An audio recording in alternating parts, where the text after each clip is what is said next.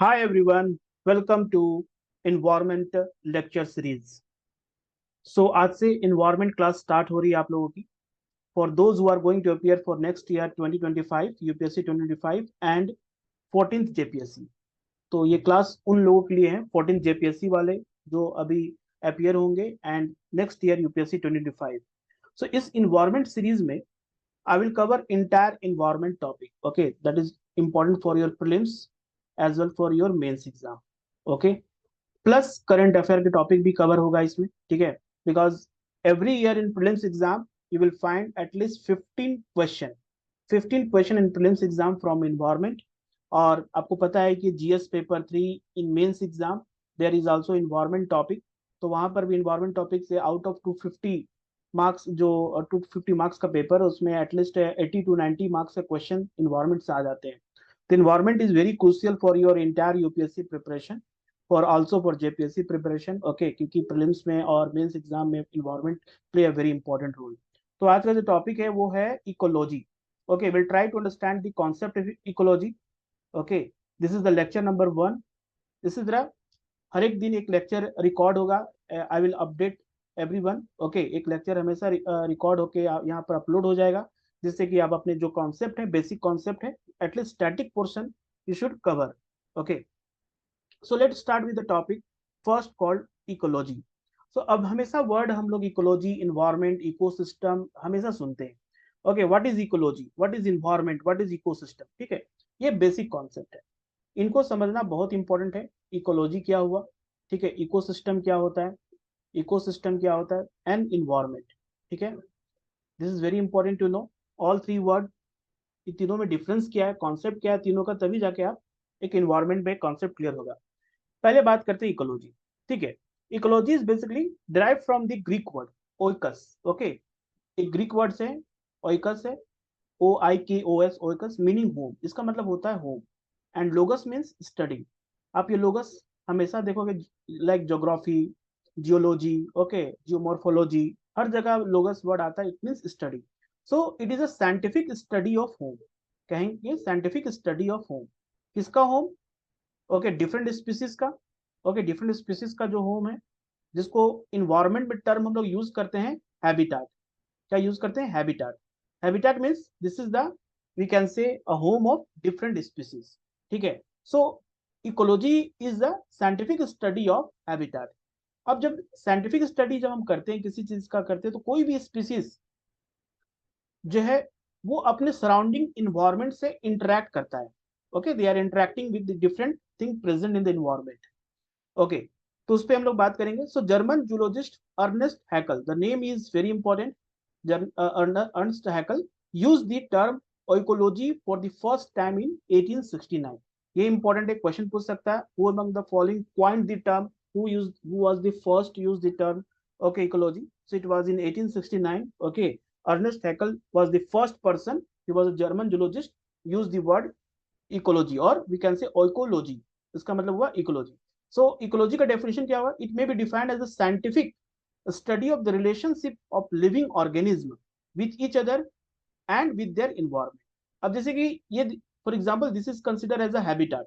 Okay, एक तरह का होम है, एक तरह का प्लेस है. ओके, ओइकस है, according to Greek word oikos, home. इसका स्टडी करना means here you see living organism कौन कौन से हैं. तो fish is a living organism, frog is a living organism, fly is a living organism, okay, snail is a living organism. ये सारे क्या लिविंग ऑर्गेनिज्म है. Now how this living organism interact among themself, ये अपने आपस में किस तरह से इंटरेक्ट कर रहे हैं. और surrounding environment, surrounding environment include your water. Okay, water include, then sun से जो आपको टेम्परेचर आ रही है, हीट आ रही है, उससे इंटरेक्ट कैसे कर रहे हैं. और एटमॉस्फेयर और आसपास के जो प्लांट्स हैं, ठीक है. सो this is what study of relationship of living organism with each other. आपस में जो स्पीसीज होते हैं, एक स्पीसीज दूसरे स्पीसीज से किस तरह से इंटरेक्ट हो रहे हैं, and how they interact with their environment. So environment क्या हो सकता है यहाँ पर. ओके, बेसिक बेसिक आइडिया यहाँ पर है कि यहाँ पर टू कंपोनेंट को बात करेंगे. एक है biotic component means living beings. Okay, biotic component. And second one is your abiotic component. Abiotic component, this is called non living beings. Okay, so biotic component, how biotic component living beings interact among themselves. and how they interact with the abiotic component that include your air, okay, water, okay, then temperature, ठीक है, ये soil, okay, land, these are the some abiotic component. So this is what the ecology is a scientific study of relationship among the organism, how organisms interact among themselves and with their environment. इसको को हम लोग कहते हैं ecology, ठीक है। Ecology concept is clear, because ecology में सबसे इंपॉर्टेंट है कि इसमें जो लिविंग बींग्स हैं, जो one living beings, suppose this one living beings, two living beings, three living beings, how living beings interact with each other along with their environment. environment क्या हो गया, आसपास का जो वातावरण है, आसपास का वातावरण में क्या हो जाएगा, जैसे कि बात करेंगे एयर हो गया, ठीक है, वाटर हो गया, ओके, सॉइल हो गया, ठीक है, सॉइल हो गया, देन योर लैंड हो गया, these are called environment present है। similar way में in your family, in family every member is interacting with each other, and we also interact with the our surrounding, like water, we use water, food, materials, okay, we use light, okay, fan, okay, different things we use in our home. So how we interact among family member and with respect to our environment, when we study scientifically, this is what we called as ecology. तो इसी को environment perspective से, environment में, nature में जब हम पढ़ते हैं कि one species interact, how interact with other species, अगर बात करें lion, one is lion, other is deer, okay, deer, then rabbit, okay, तो ये आपस में किस तरह से इंटरेक्ट हो रहे हैं, इनमें आपस में क्या रिलेशन है, how this interact with your surrounding environment, this is what we called as ecology, ठीक है, दिस इज क्लियर ना। सबसे इंपॉर्टेंट बात है यहाँ पर वो पढ़ेंगे, next important about the level of organisation. Level of organisation क्या है, okay, so level of organisation, wait a second,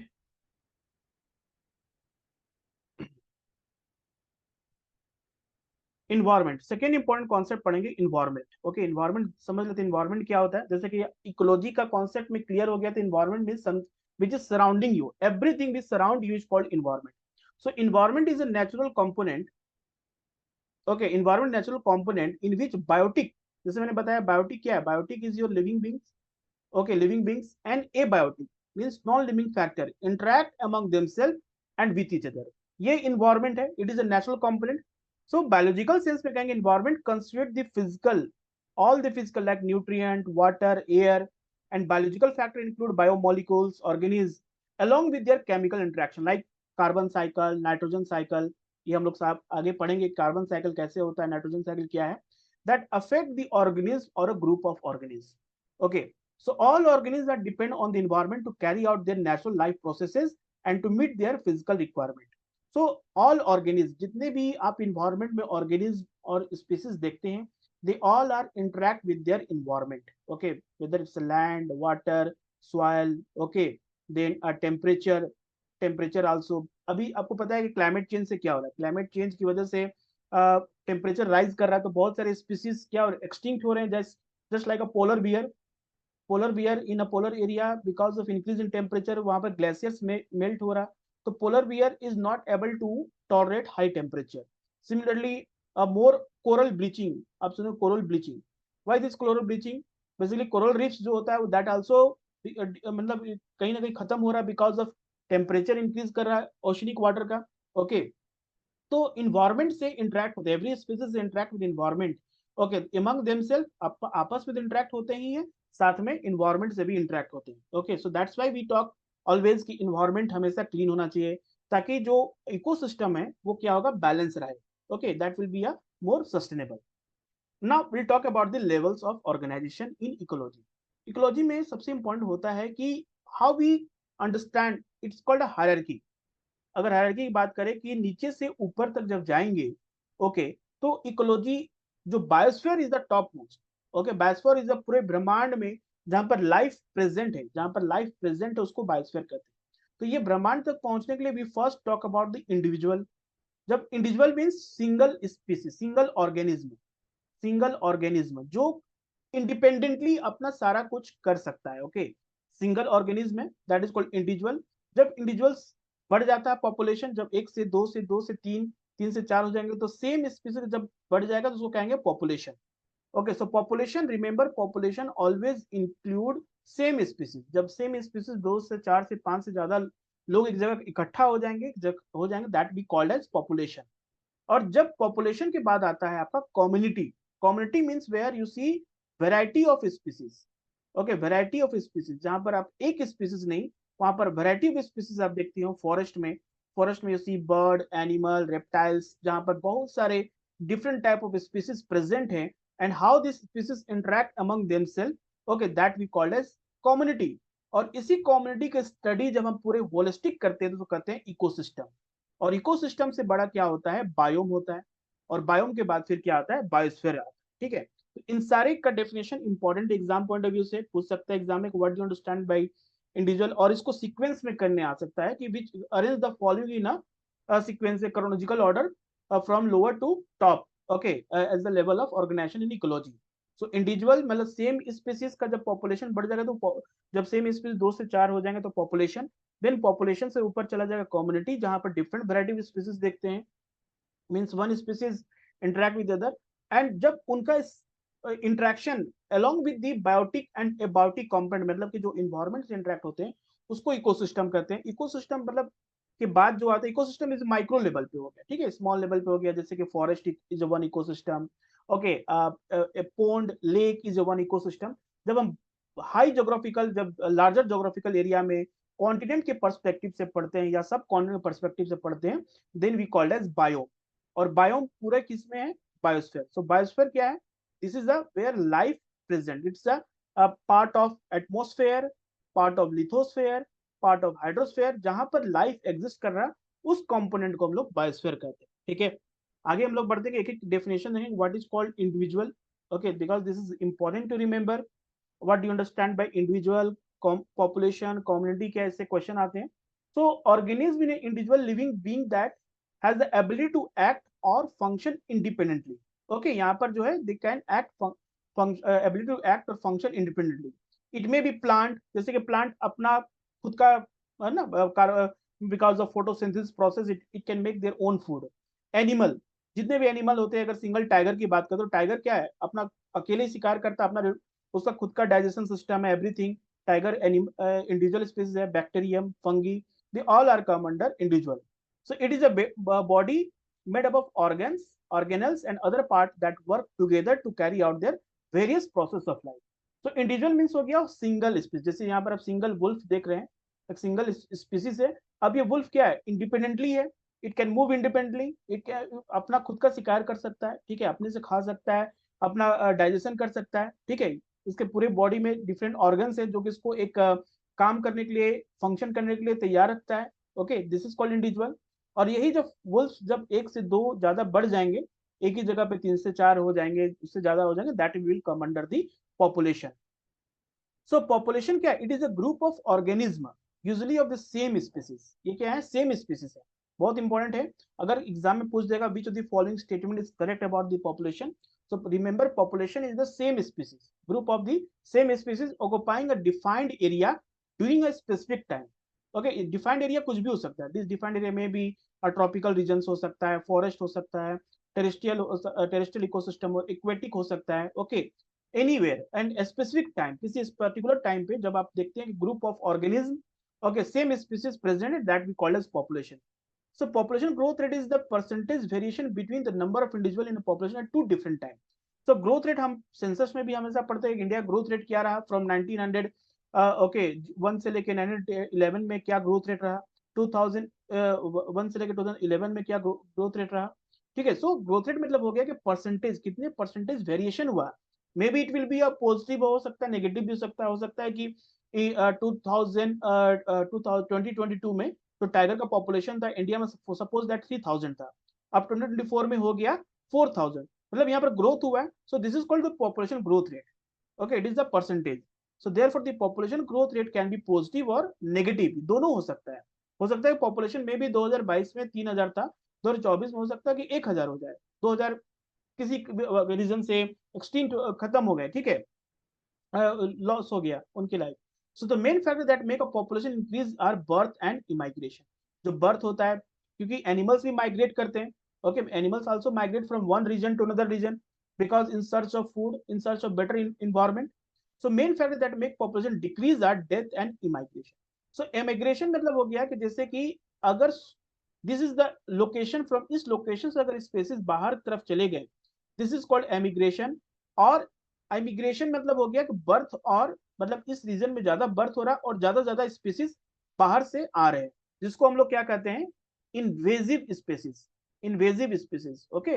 invasive species मतलब हो गया वैसे स्पीसीज जो कि उस लोकेशन के नहीं है, उस इकोसिस्टम, पार्टिकुलर इकोसिस्टम से बिलोंग नहीं करते हैं, they are from different area, that is called invasive species. तो पॉपुलेशन ग्रोथ के जो इंक्रीज करेगा उसमें बर्थ और इमिग्रेशन है, और जो डिक्रीज करेगा उसमें क्या, डेथ एंड एमिग्रेशन है, मतलब कि ज्यादा पॉपुलेशन उस जगह से दूसरे लोकेशन में चला गया। Okay, so this is how population become positive और नेगेटिव।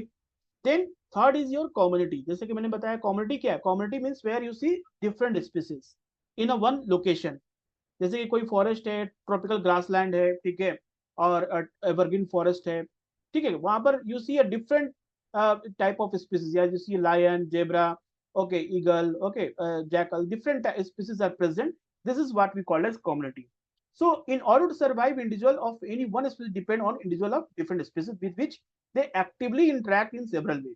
तो ऐसा जरूरी नहीं कि एक इंडिविजुअल स्पीसीज के पास अपना खुद का ऑर्गन है, ठीक है, वो खुद का फूड वो खा सकता है, खुद से डाइजेशन कर सकता है, वो सारा काम इंडिपेंडेंटली कर सकता है, लेकिन उसको सर्वाइवल के लिए it must be interact with other species. For example अब टाइगर है, तो tiger is one species, tiger को खाने के लिए it required deer, okay, zebra, rabbit, कुछ ना कुछ तो अवेलेबल होना चाहिए फॉरेस्ट में, तभी जाकर वो अपना भूख मिटा पाएगा। तो how individual interact, one individual interact with the other, that we study in community. Okay, so ये रीजन कम्युनिटी क्यों बनता है, because of in order to survive. For example animal require plant for food and tree for shelters. So why animal required plant, plant का requirement दो है, एक तो food के लिए और दूसरा शेल्टर के लिए। So plant require animal for pollination. Even some butterfly and some insects are help to pollination, cross breeding के लिए they are useful for cross breeding. Okay, जिससे because of this cross breeding you see varieties of flower, fruits, okay, and different types of crops. Okay, varieties of जो आप साग सब्जी देखते हैं, फल फ्रूट है, that is happen because of the pollination. So that's why the plant required an animal for the pollination, means there is a mutual, okay, mutual interaction। एक दूसरे के बिना कोई रह नहीं सकता। ओके, एक दूसरे को नीड है दोनों को। Okay, animal required plant for food and shelter, plant required animal for cross breeding और पॉलिनेशन के लिए। Seed dispersal, soil micro organism to facilitate nutrient supply. अब सॉइल में micro organism like some micro organism help in nitrogen fixation, nitrogen fixation में help करता है। तो plant, आपको पता है कि plant not directly use atmospheric nitrogen, atmospheric nitrogen is not directly used by the plant, उसको क्या चाहिए, उसको फिक्स करना होगा इसको, मतलब some bacteria present in the root of the plant like nodules plant होते हैं। Okay, this bacteria, okay, this bacteria basically convert atmospheric nitrogen into nitrate और अमोनिया, जिसको प्लांट डायरेक्टली उसको एब्जॉर्ब करता है। तो soil micro organism is also important. So community is most instance named after dominant plant form. Okay, जो community का नाम कैसे होता है, जैसे कि डोमिनेंट, वहां पर सबसे ज्यादा डोमिनेंट क्या है, जैसे बात करेंगे ग्रासलैंड, ओके, ट्रॉपिकल ग्रासलैंड। तो ट्रॉपिकल ग्रासलैंड में सबसे ज्यादा आप क्या ग्रासेस देखोगे, तो सबसे ज्यादा डोमिनेंट है उसमें, फिर बहुत सारे डिफरेंट स्पीसीज है। तो it may contain herb, shrubs, tree along with animal of different species. So community का जो नाम होता है, जो नेम करते हैं, कम्युनिटी का नेम होता है basically depend on dominant plant. For example हम बात करें, ओके, जैसे कि बात करते हैं जैसे कि thorn vegetation. Okay, thorn vegetation, thorn vegetation means you see thorn vegetation somewhere in desert area। Mangrove vegetation, okay, mangrove vegetation में mangrove is more dominant. Okay, mangrove is more dominant. Okay, so because but mangrove में आप देखते हो कि जहाँ mangrove vegetation है वहां पर रॉयल बंगाल टाइगर भी है, सॉल्ट क्रोकोडाइल भी है, okay, different type of species हैं। तो उनके नाम पे नहीं, जो सबसे ज्यादा डोमिनेट करता है उसके नाम पे हम लोग कम्युनिटी का नाम रखते हैं। इसके अलावा क्या है, we will study also different types of community. Community भी डिफरेंट टाइप्स होते हैं, there are two different types of community. Okay, so major component community and minor community. So major community कौन सा हो गया, ओके, सो यहाँ पर एक और है statement, community is not fixed और रिजिड। ये फिक्स्ड और रिजिड नहीं होता, कम्युनिटी में बी लार्ज और स्मॉल। ओके, छोटा भी हो सकता है और बड़ा कम्युनिटी भी हो सकता है।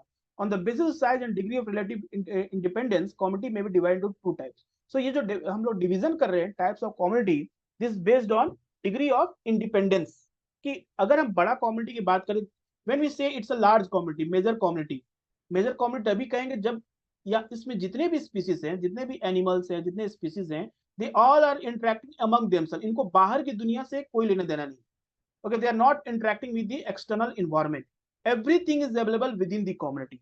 इस पूरे कम्युनिटी में सारे कुछ अवेलेबल। फॉर एग्जाम्पल अगर बात करें हम biosphere reserve, okay sorry for tiger reserve की बात करते हैं, तो टाइगर रिजर्व है, तो टाइगर रिजर्व में आप देखोगे वहां पर डियर भी अवेलेबल है। ओके, टाइगर के खाने के लिए डियर है, different types of animals available है, ठीक है। तो टाइगर को अपने खाना खाने के लिए बाहर आना नहीं पड़ता, मीन्स किसी ह्यूमन हैबिटाट और ह्यूमन कम्युनिटी के गांव में नहीं जाना पड़ता, वो सारा कुछ उसके फॉरेस्ट में अवेलेबल है। Okay, that we called as major community. और माइनर कम्युनिटीज में हो गया कि जब वो बाहर के किसी भी चीज से इंटरेक्ट कर रहा है। ओके, सो डेफिनेशन यहाँ पर है, जैसे major community, these are large sized, well organized and relatively independent. ये इंडिपेंडेंट होता है, nothing to do with external environment. They depend only on the sun's energy from the outside. Outside से क्या है, सिर्फ सन एनर्जी है, सन का energy जा रहा है, that sun energy is only responsible for generation of energy, and external energy सिर्फ सन से ले रहे हैं, and are independent of input and output from adjacent community। Okay, जो भी इनपुट और आउटपुट है एडजेंट कम्युनिटी जो भी है, उससे उनको कोई लेना देना नहीं है। Okay, independent, everything is available in a given community. Okay, example है tropical evergreen forest in north east. तो नॉर्थ ईस्ट में चले जाओगे तो दिस ट्रॉपिकल एवरग्रीन फॉरेस्ट में you see everything is available, चाहे वो फ्लेश ईटिंग एनिमल हो, चाहे ग्रास ईटिंग एनिमल हो, ओके, चाहे वो डिकम्पोजर हो। Okay, everything is available within the community, they no need to go outside. Okay, उसी तरह उसके on the other hand will talk about minor communities. जो माइनर कम्युनिटीज होते हैं, these are dependent on neighbouring community, ये बाहर की community पे डिपेंड होते हैं। This is called minor. इनमें there is lack of sufficient food resources, lack of some resources they're not able to get properly। Okay, so these are called society, very important। Okay, so they are dependent on neighboring communities and are often called as societies। Okay, they are secondary aggregation within the major community and are not therefore completely independent unit as far as energy and nutrient dynamic are concerned। So nutrient dynamic, they are not independent, they must be depend on external environment। For example, a mat of lichen on a cow dung pad, अब the cow dung pad में they are depend on a different things। Okay, not everything is not able to get from a cow dung। Okay, तो external environment से भी depend होते हैं। Okay, आसपास की community से भी डिपेंड करते हैं। ओके, जिससे वो एनर्जी रिसीव करते हैं। तो there is a lack of resources that come under the minor communities. Okay, तो major communities and minor communities के बाद बात करेंगे ecosystem. So ecosystem will study in detail ecosystem in our next video. Okay, लेकिन यहाँ पर अभी समझ लेंगे इकोसिस्टम होता क्या है। So ecosystem is defined as structural and functional unit of biosphere. जैसे कि हम लोगों ने इकोलॉजी में क्या पढ़ा, इकोलॉजी में हम लोगों ने पढ़ा कि scientific study of biotic and abiotic component. Okay, biotic and abiotic component. अब इकोसिस्टम क्या बताता है हमें, कि ये बताता है कि ये जो इंटरेक्शन है वो किस तरह से हो रहा है, इसका क्या स्ट्रक्चर है और क्या फंक्शन काम करता है। ठीक है, एनर्जी कैसे फ्लो होता है। ओके, जो हम बताते हैं कि this is one level to another level, how energy transfer, that we study in ecosystem. मतलब इकोसिस्टम का पूरा स्ट्रक्चर और किस तरह से स्पीसीज क्या फंक्शन करते हैं। Okay, biosphere consisting community of living being and the physical environment both interacting and exchanging materials between them। not only ecosystem क्या एक स्टेप ज्यादा है, मतलब इसमें हम लोग not be study only the interaction, किस तरह से इंटरेक्शन हो रहा है, but how they exchange material among them। Okay, material किस तरह से एक्सचेंज हो रहा है, एनर्जी किस तरह से ट्रांसफर हो रहा है, इसी में हम लोग food chain, food web, ecological pyramid, ecological succession, सारा कुछ इसमें फंक्शन ऑफ इकोसिस्टम पढ़ेंगे इन आवर नेक्स्ट क्लास। तो यहाँ पर इकोसिस्टम क्या है, it is defined structure and functional unit of biosphere. Okay, structural means everything have their own structure. Okay, so ecosystem में जो एनर्जी फ्लो हो रहा है उसके पीछे रीजन क्या है, how energy flow from one species to another species, because you know plant receive sun energy, plant अपना फोटोसिंथेसिस से फूड बनाएगा, now this will be consume by animal, this animal okay, इसको फिर दूसरा एनिमल कंज्यूम, इसको फिर दूसरा animal consume करेगा, तो इस तरह से एनर्जी फ्लो हो रहा है। So how this energy flow, functional unit of biosphere, structural unit, that we called as ecosystem. Then we call as biomes। सबसे इंपॉर्टेंट क्या है, biome.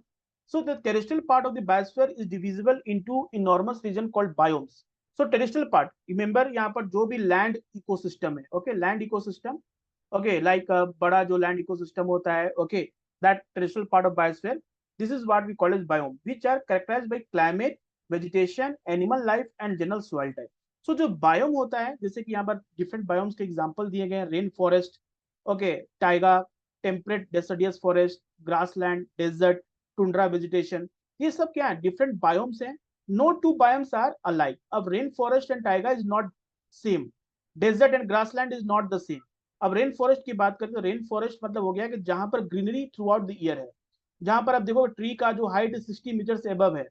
Tyga is very close to the okay north pole, means यहाँ पर animals कॉनिफोरस tree, यहाँ पर आपको कॉनिफोरस trees नजर आएंगे.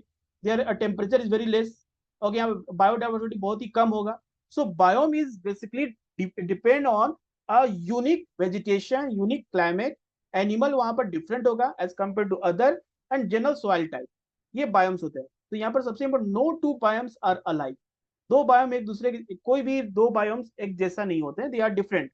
The climate determines the boundary of the biome and abundance of plant and animal found in each of one of them. So climate, जैसे कि हम climate classification पढ़ेंगे तो tropical region, evergreen forest कहाँ पर होता है? Tropical, very close to equator, 5 degree north, 5 degree south, equatorial rain forest होता है. उसके ऊपर आता है आपका monsoon forest, उसके बाद आता है China type climate, okay, tropical grassland, tropical okay, temperate grassland है. The most important climatic factor are temperature and precipitation. किसी भी climate को अगर हम डिफाइन करते हैं, उसको कैरेक्टराइज करते हैं एक दूसरे से, तो उसमें टेम्परेचर एंड प्रेसिपिटेशन बहुत ही इंपॉर्टेंट होता है. किसी भी लोकेशन का टेम्परेचर एंड प्रेसिपिटेशन एक जैसा नहीं होता है, because this two is most important factor that decide the vegetation of a particular place. That's why biomes are not alike each other. Okay, there is different biomes from each other. Okay, biomes हो गया. उसके बाद biosphere हो गया. Biosphere is the most important. Okay, it's larger बात करेंगे ecology का, जहां पर we talk about this interaction among the biotic and abiotic component. So biosphere is a part of the earth where life can exist. Biosphere किसको कहेंगे? वैसा part of atmosphere, वैसा part of hydrosphere, lithosphere जहां पर life exist कर रहा है, उसी को बायोस्फेयर कहेंगे. So it represents a highly integrated and interacting zone comprising of atmosphere, hydrosphere and lithosphere. Okay, hydrosphere, atmosphere and lithosphere को जहाँ पे interaction हो रहा है, that we called as biosphere. Okay, that zone is called a biosphere reserve. So it is a narrow layer around the surface of the earth. Okay, narrow. अब जैसे कि surface of the earth till the height of okay 20 kilometre हमें पता है troposphere है. तो troposphere at the height of 20 kilometer, all the life supporting gas like carbon dioxide, okay, nitrogen, oxygen, these all are available till the height of 12 kilometre. तो ये एक thin component जो atmosphere का जहां पर लाइफ एग्जिस्ट हो सकता है, that is the part of biosphere.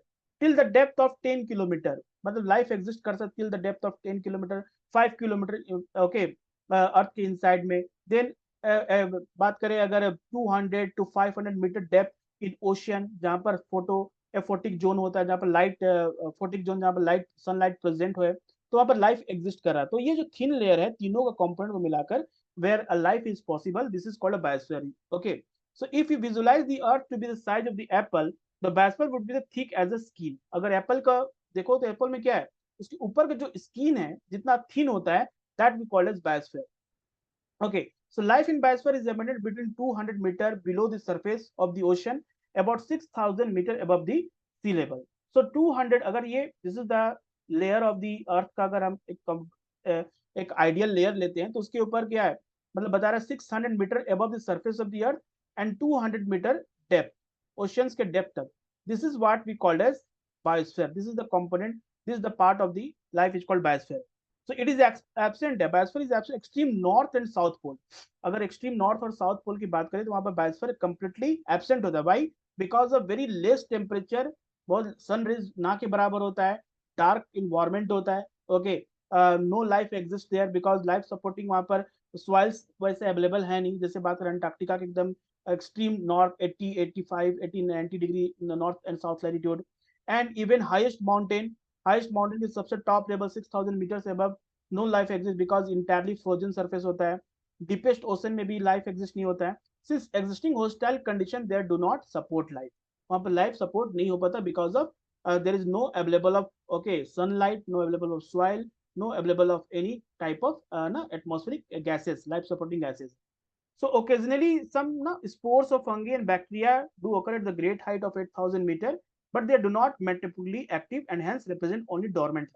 तो 8,000 मीटर अगर हिमालय पे टॉप पे चले जाएंगे तो अब ऐसा नहीं कि एकदम लाइफ एग्जिस्ट नहीं है, वहां पर मिलेगा. ओके, फंगी होगा, ठीक है, this are lichens. Okay, then mosses lichens as you say tundra vegetation एकदम टॉप लेवल पे होता है. So they are in dormant stage. Okay, they are not active like species you find in a tropical region. So the energy required to live within the biosphere come from the sun, because sun is the ultimate source of energy.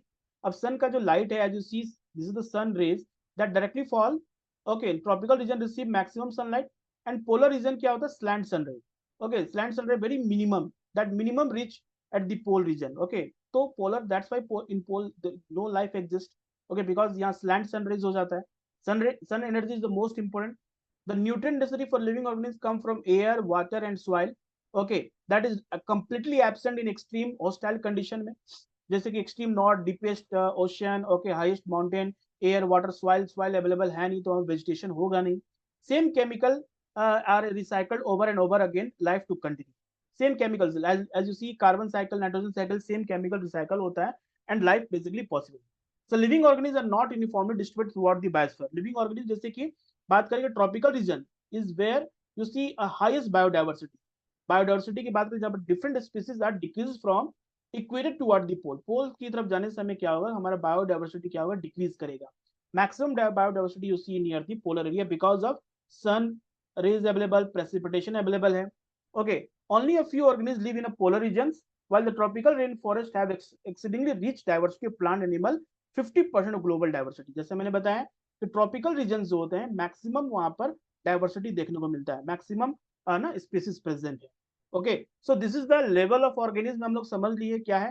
First individual आता है, ठीक है, उसके बाद आता है population. Okay, population के बाद आता है कम्युनिटी, कम्युनिटी के बाद आता है आपका इकोसिस्टम, इकोसिस्टम के ऊपर बायोम, बायोम के ऊपर आता है बायोस्फीयर. ओके, तो ये सीक्वेंस में आपको एग्जाम पॉइंट ऑफ व्यू से याद रखना है, क्योंकि प्रीलिम्स में यहाँ से क्वेश्चन बनेगा, डेफिनेशन से, किसी भी डेफिनेशन से, इंडिविजुअल से, पॉपुलेशन से, कम्युनिटी से, इकोसिस्टम, बायोम से, बायोस्फीयर, कहीं से भी क्वेश्चन पूछ सकता है कि they will ask you which of the following statement is correct, कि जो living organism large number of living organism found near the north pole, क्या स्टेटमेंट सही है गलत? तो obviously this statement is wrong.